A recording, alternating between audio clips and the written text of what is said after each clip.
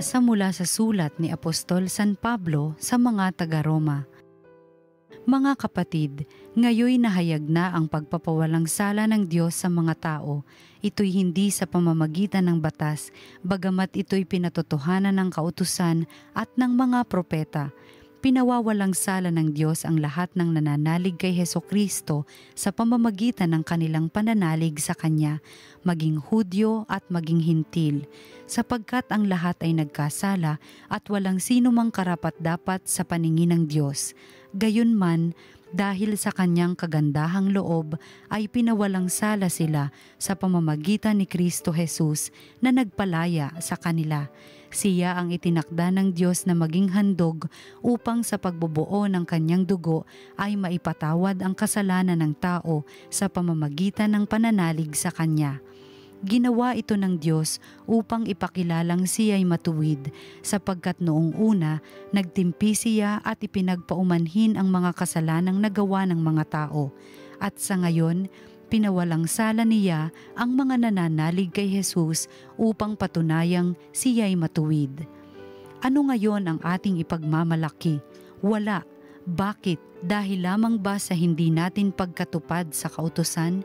Hindi, kundi dahil sa ating pananalig kay Kristo, sapagkat maliwanag na ang tao'y pinawalang sala dahil sa pananalig kay Kristo at hindi sa pagtupad ng kautusan. Ang Diyos ba'y Diyos lamang ng mga Hudyo? Hindi ba Diyos din siya ng mga Hentil? Oo, sapagkat siya'y Diyos ng lahat, yamang iisa ang Diyos. Ang salita ng Diyos. Sa piling ng poong Diyos may pag-ibig at pagtubos. Sa gitna ng paghihirap, tinawag ko'y Panginoon. Panginoon, ako'y dinggin pagka ako'y tumataghoy. Dinggin mo ang pagtawag ko't paghingi ng iyong tulong. Sa piling ng poong Diyos may pag-ibig at pagtubos. Kung ikaw ay may talaan nitong aming kasalanan, lahat kami ay tatanggap ng hatol mong nakalaan. Ngunit iyong pinatawad kasalanan ay nilimot. Pinatawad mo nga kami upang sa iyo ay matakot. Sa piling ng poong Diyos may pag-ibig at pagtubos. Sabik akong naghihintay sa tulong mo, Panginoon, pagkat ako'y may tiwala sa pangako mong pagtulong.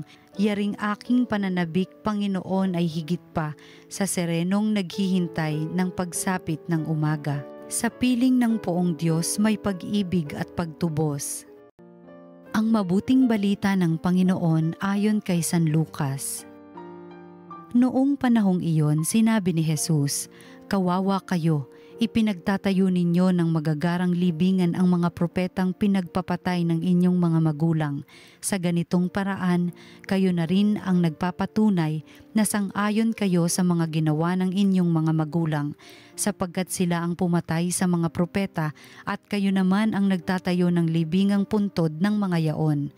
Dahil dito'y sinabi rin ng karunungan ng Diyos, magsusugo ako sa kanila ng mga propeta at ng mga apostol. Ang iba'y papatayin nila at uusigin ng iba. Sa gayoy lalagpak sa lahing ito ang parusa dahil sa pagpatay sa mga propeta, buhat ng itatag ang sanlibutan. Magmula kay Abel hanggang kay Zacarias na pinatay sa pagitan ng damba ng sunugan ng mga handog at ng gusali ng templo. Sinasabi ko sa inyo, lalagpak sa lahing ito ang parusa dahil sa kanilang ginawa. Kawawa kayo mga dalubhasa sa kautusan, sapagkat inalis ninyo ang susi ng karunungan. Ayaw na ninyong magsipasok, hinahadlangan pa ninyo ang mga nagnanais pumasok. At umalis si Jesus sa bahay na iyon. Mula noon, tinuligsa na siya ng mga eskriba at ng mga pariseyo, at pinagtatanong tungkol sa maraming bagay upang masilo siya sa kanyang pananalita. Ang mabuting balita ng Panginoon. Pinupuri ka namin, Panginoong Hesukristo.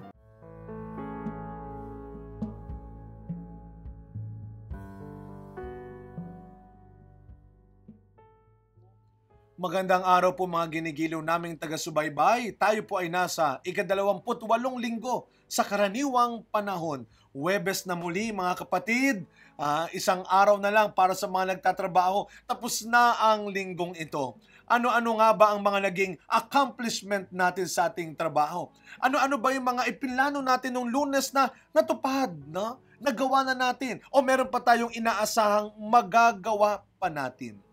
And sigurado naman tayo na sa kagaya ng mga nagdaang linggo, buwan at taon, may mga pagkakataon mga kapatid na nagkamali tayo, na tayo ay naitama, na tayo ay napagsabihan dahil sa isang pagkakamaling nagawa natin.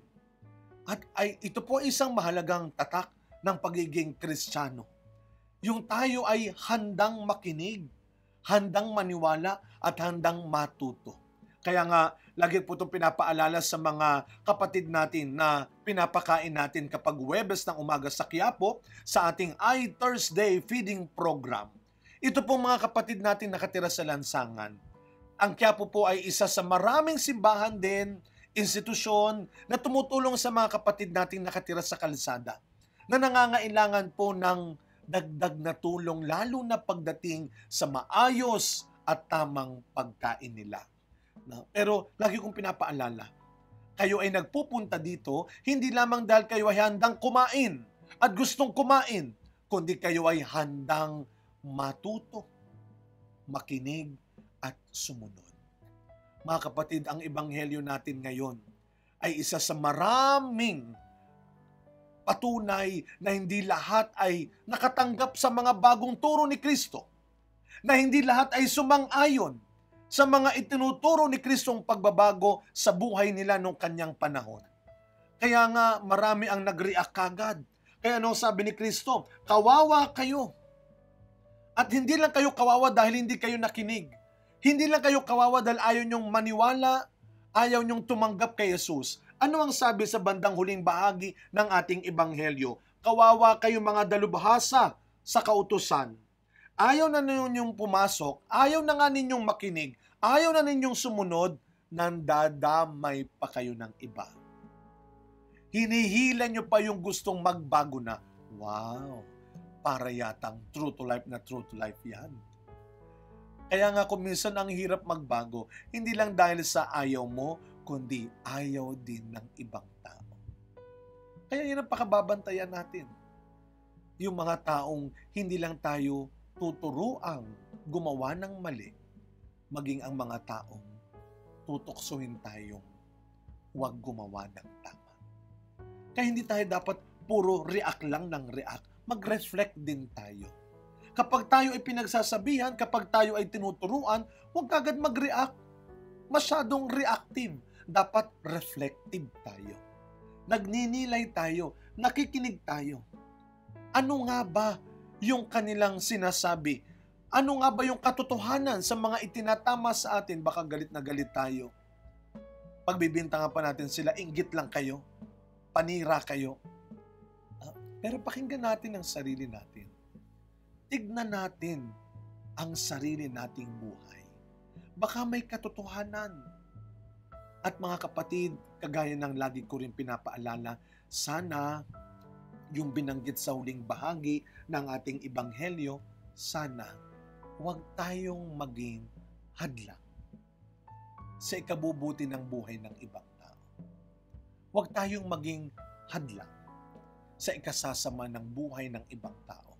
Nung ako po ay naimbitahan sa UAE para magbigay po ng Misyong Pilipino Retreat sa mga kapatid natin sa Musafa, sa Al Ruwais at sa Abu Dhabi, hindi ho biro yung pagdalo ng mga kapatid nating Pilipino, Kristiyano, Katoliko sa kanilang taunang Misyong Pilipino.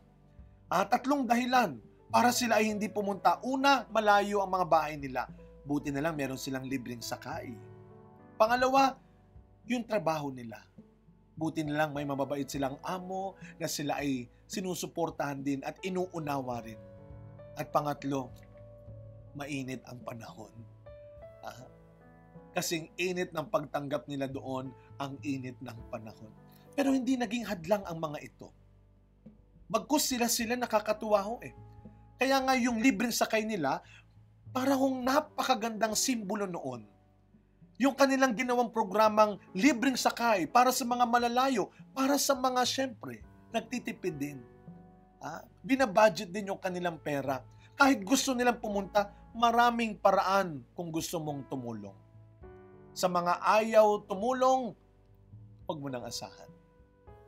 At sana hindi ka isa doon. Huwag mong sukuan ang pagsuporta sa mga kasama mo sa bahay, sa community, sa trabaho, na alam mo, kagaya mo, nagsisikap din, naghahangad din, na isang araw, maitatama nila ang mali. At magiging mabuti muli ang kanilang buhay. Mga kapatid, samahan niyo po ako sa isang maikling panalangin. Sa ngalan ng Ama, ng Anak, ng Espiritu Santo. Amen. Panginoon, maraming salamat po sa mga pagkakataong pinipilit mo kaming mailigtas sa pamamagitan ng maraming tao na nagtatama sa amin, na nagtutuwid ng baluktot sa pag-iisip namin, na tumutulong sa aming magsimula muli ng tama, sa paggawa ng tama. Salamat, Panginoon, sa mga taong hindi sumusuko sa pagbabago namin patungo sa kabutihan at kaligtasan. At Panginoon, patawarin niyo po kami kung kami man ay naging hadlang sa ikabubuti ng bawat isa. Nawa, tunay na maging biyaya ang bawat isa sa aming kapwa.